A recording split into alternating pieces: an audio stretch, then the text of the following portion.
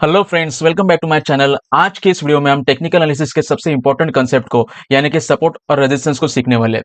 दोस्तों, अगर हमें मार्केट में काम करना है, ट्रेडिंग करनी है, तो उसके लिए हमें सपोर्ट और रेजिस्टेंस का आइडेंटिफाई करना आना बहुत जरूरी है। सपोर्ट और रेजिस्टेंस को आइडेंटिफाई करने के बाद ही हम लोग बाय या सेल करना या नहीं इसका डिसीजन ले सकते हैं। तो आइए सीखते हैं कि ये सपोर्ट और रेजिस्टेंस एक्चुअली होता क्या है।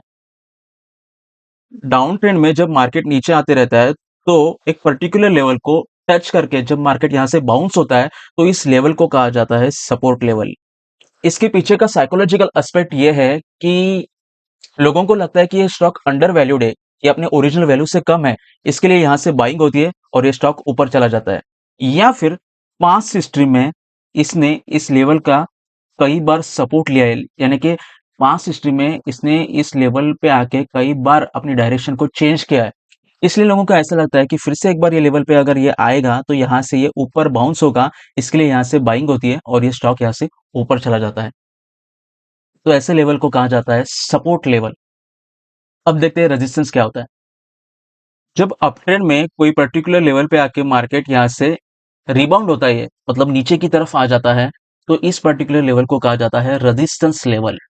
इसके पीछे का इसे रेजिस्टेंस लेवल क्यों कहते हैं, इसके पीछे का एक साइकोलॉजिकल एस्पेक्ट ये है कि इस लेवल पे आने के बाद लोगों को ऐसा लगता है कि ये जो स्टॉक है ये ओवर वैल्यूड हो चुका है, ये अपने ओरिजिनल वैल्यू से ज्यादा है इसकी प्राइस। इसके लिए यहाँ से सेलिंग हो जाती है इस लेवल पे आने के बाद और फिर मार्केट यहाँ से नीचे आ जाता है। या फिर पास्ट हिस्ट्री में इसने इस लेवल को कई बार टच किया हुआ रहता है, इसके लिए लोगों को ऐसा लगता है कि ये फिर से एक बार अगर इस लेवल पे आता है तो यहाँ से अपनी डायरेक्शन को चेंज कर सकता है और यहाँ से सेलिंग होती है और स्टॉक सीधा नीचे आ जाता है। इसको कहा जाता है रेजिस्टेंस लेवल। रेजिस्टेंस है तो ये सपोर्ट इस तरीके से ब्रेक भी हो सकता है, इस लेवल को ब्रेक करके स्टॉक नीचे भी आ सकता है, या फिर ये जो रेजिस्टेंस है इस रेजिस्टेंस को ब्रेक करके स्टॉक ऊपर भी जा सकता है। लेकिन ऐसा कब होता है? जब मार्केट में पॉजिटिव एनवायरनमेंट होता है, मार्केट बुलिश होता है, स्ट्रॉन्ग अप ट्रेंड होता है, तो ऐसे में मार्केट ये रेजिस्टेंस को ब्रेक करता है और ऊपर चला जाता है। और जब मार्केट निगेटिव होता है, कंपनी के रिजल्ट्स अच्छे नहीं आते रहते हैं, स्ट्रॉन्ग डाउन ट्रेंड चल रहा होता है, तब मार्केट ये पर्टिकुलर सपोर्ट जो है इसको ब्रेक करता है और नीचे आता है। जब स्टॉक कोई भी सपोर्ट और रेजिस्टेंस को ब्रेक करता है तो ये ब्रेक करने के बाद सीधा ऊपर नहीं जाता, तो ये यहाँ से फिर से एक बार नीचे आ जाता है और ये रेजिस्टेंस उसका सपोर्ट बन जाता है। इस सपोर्ट को टच करके, ये सपोर्ट को टेस्ट करके यहाँ से ये ऊपर बाउंस होता है, सो इस रेजिस्टेंस बिकम्स सपोर्ट। जब मार्केट इस सपोर्ट को ब्रेक करता है तो स्टॉक फिर से एक बार यहाँ से ऊपर चला जाता है। ये जो सपोर्ट लेवल था, ये सपोर्ट लेवल अब रेजिस्टेंस लेवल बन जाता है और इस रेजिस्टेंस को टेस्ट करके मार्केट फिर से एक बार नीचे आ जाता है, तो सपोर्ट बिकम रेजिस्टेंस। तो ऐसे कई सारे सपोर्ट और रेजिस्टेंस चार्ट में होते हैं और ये सपोर्ट और रेजिस्टेंस को ब्रेक करके, इन्हें टेस्ट करके मार्केट ऊपर जाता है या नीचे आता है। अब हम सीखते हैं कि ये मूवमेंट एग्जैक्ट होती कैसे है। तो ये जो स्टॉक होता है कि इस तरीके से सपोर्ट को लेता है, ऊपर जाता है, फिर से नीचे आके इस सपोर्ट को टेस्ट करता है, फिर से ऊपर जाता है, रेजिस्टेंस को ब्रेक करता है, ये रेजिस्टेंस फिर से एक बार सपोर्ट के रूप में काम करता है, फिर से ऊपर जाता है, ये रेजिस्टेंस को टेस्ट करता है, नीचे आ जाता है, फिर से ऊपर चला जाता है, रेजिस्टेंस को ब्रेक करता है, रेजिस्टेंस सपोर्ट बन जाता है, इस सपोर्ट को टच करके फिर से ऊपर चला जाता है, फिर से एक बार स्ट्रॉन्ग अपट्रेंड अगर रहेगा तो यहाँ से इसको ब्रेक करके नीचे आता है, ये रेजिस्टेंस को सपोर्ट के रूप में टच करके फिर से एक बार ऊपर चला जाता है, ये रेजिस्टेंस को टच करता है, स्टॉक नीचे आ जाता है। डाउन ट्रेंड में क्या होता है, जब स्टॉक इस तरीके से नीचे आते रहता है तो ये जो सपोर्ट होता है, ये सपोर्ट को ये इस तरीके से ब्रेक करता है, ये जो सपोर्ट था ये अब रेजिस्टेंस बन जाता है और इस रेजिस्टेंस को टेस्ट करके, इसको टच करके ये फिर से एक बार नीचे आ जाता है। फिर से एक बार ये जो पर्टिकुलर सपोर्ट है, इस सपोर्ट को मार्केट टेस्ट करता है, यहाँ से ऊपर चला जाता है, बेयर्स इसे फिर से नीचे लेके आ जाते हैं, ये सपोर्ट फिर से एक बार टूट जाता है, इसको फिर से एक बार रेजिस्टेंस के रूप में टेस्ट करता है, फिर से नीचे आ जाता है, फिर से ये पर्टिकुलर सपोर्ट को टेस्ट करके थोड़ा-सा ऊपर जाता है और फिर से ये नीचे आके सपोर्ट टेस्ट करके इस तरीके से डाउन ट्रेंड क्रिएट होता है। सपोर्ट बाद में रेजिस्टेंस के रूप में काम करता है और रेजिस्टेंस इस सपोर्ट के रूप में काम करता है। तो ये एनालिसिस करके हम यहाँ पे एंट्री कैसे कर सकते हैं, बाय सेल कैसे कर सकते हैं, ये हम देखते हैं। जैसे मार्केट ये पर्टिकुलर रेजिस्टेंस को ब्रेक करता है तो ये यहाँ से नीचे आता है और ये जो रेजिस्टेंस है ये बाद में इसका सपोर्ट बन जाता है और ये सपोर्ट को टेस्ट करने के लिए यहाँ से नीचे आ जाता है और जैसे ही ये सपोर्ट को इस तरीके से टेस्ट करेगा और यहाँ से बाउंस होगा तो यहाँ पे हम यहाँ से बाय कर सकते हैं। और बाय करने के बाद इसका टारगेट जो है, ये टारगेट हमारा ये पर्टिकुलर रेजिस्टेंस लेवल है, ये रेजिस्टेंस लेवल हमारा इसका फर्स्ट टारगेट होगा और ये जो ऊपर वाला रेजिस्टेंस लेवल है ये हमारा इसका सेकंड टारगेट होगा। और स्टॉप लॉस जो है वो स्टॉप लॉस हमारा ये पर्टिकुलर जो सपोर्ट है, ये सपोर्ट लेवल के ₹1 नीचे, तो यहाँ पे स्टॉप लॉस लगा के हम लोग यहाँ पे काम कर सकते हैं, यहाँ पे बाय करके एंट्री ली जा सकती है। तो डाउन ट्रेंड में जब स्टॉक इस तरीके से नीचे आके इस सपोर्ट को ब्रेक करके नीचे आता है, तो ये सपोर्ट लेवल बाद में रेजिस्टेंस लेवल बन जाती है और फिर से स्टॉक एक बार इस रेजिस्टेंस को टेस्ट करने के लिए ऊपर चला जाता है और इस रेजिस्टेंस को टच करके जैसे ही ये जो पर्टिकुलर लो है, इस लो से नीचे स्टॉक आता है, तो यहाँ पे हम लोग शॉर्ट सेल कर सकते हैं। यहाँ से शॉर्ट सेल करने के बाद हमारा जो फर्स्ट टारगेट रहेगा, ये पर्टिकुलर जो सपोर्ट लेवल है, ये हमारा यहाँ से फर्स्ट टारगेट होगा।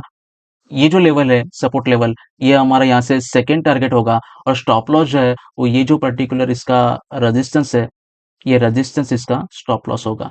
सो इस तरीके से ये स्टॉप लॉस लगा के हम यहाँ पे काम कर सकते हैं, यहाँ से शॉर्ट सेल करके एंट्री ली जा सकती है। तो दोस्तों ये सपोर्ट और रेजिस्टेंस लाइंस को ड्रॉ करना एक स्किल है। प्रैक्टिस करने के बाद over a period of time हम इस स्किल को डेवलप कर सकते हैं। तो आइए इसे एक्चुअल मार्केट में देखते हैं कि सपोर्ट और रेजिस्टेंस किस तरीके से वर्क करता है। तो ये निफ्टी का चार्ट है और अब हम यहाँ पे सपोर्ट और रेजिस्टेंस को ड्रॉ करते हैं। इसके लिए यहाँ पे हमें यहाँ से हॉरिजॉन्टल लाइन लेनी पड़ेगी। ये हॉरिजॉन्टल लाइन इस तरीके से मैंने ले ली है और यहाँ पे अगर देखेंगे ये जो लेवल है सपोर्ट लेवल है, क्योंकि इसने यहाँ पे 1 2 3 4 4 बार यहाँ पे इसने सपोर्ट और रेजिस्टेंस का काम किया हुआ है। देन फिर से एक बार नेक्स्ट लेवल ले लेते हैं। ये लेवल ये लेवल भी काफी अच्छी सपोर्ट लेवल है। इसने यहाँ पे 1 2 3 4 5 6 लगभग 6 बार इसने इस लेवल का सपोर्ट और रेजिस्टेंस लिया हुआ है। देन नेक्स्ट लेवल, ये लेवल भी काफी अच्छी सपोर्ट और रेजिस्टेंस लेवल है। यहाँ पे हम देख सकते हैं कि इसने यहाँ पे एक, यहाँ पे 2 3 4 5 6 7 7 बार इसने सपोर्ट और रेजिस्टेंस लिया हुआ है। देन नेक्स्ट लेवल, ये लेवल भी काफी अच्छी सपोर्ट और रेजिस्टेंस लेवल है। इसने यहाँ पे रेजिस्टेंस लिया हुआ है, रेजिस्टेंस। देन यहाँ पे इसने फिर से एक बार रेजिस्टेंस लिया है, यहाँ पे सपोर्ट लिया हुआ है। उसके बाद ये जो पर्टिकुलर लेवल है, इसने भी कई सारे बार सपोर्ट और रेजिस्टेंस लिया हुआ है। यहाँ पे 1 2 3 4 5 6 7, इसने भी लगभग 7 8 बार सपोर्ट और रेजिस्टेंस लिया हुआ है और एक बार सपोर्ट ड्रॉ करते हैं। ये भी काफी अच्छी सपोर्ट और रेजिस्टेंस लेवल है। इसने यहाँ पे 1 2 2 बार सपोर्ट लिया हुआ है, 3 4 5 6 बार, इसने तो कई सारे बार सपोर्ट और रेजिस्टेंस टच किया हुआ है। ये लेवल भी काफी अच्छी सपोर्ट लेवल है।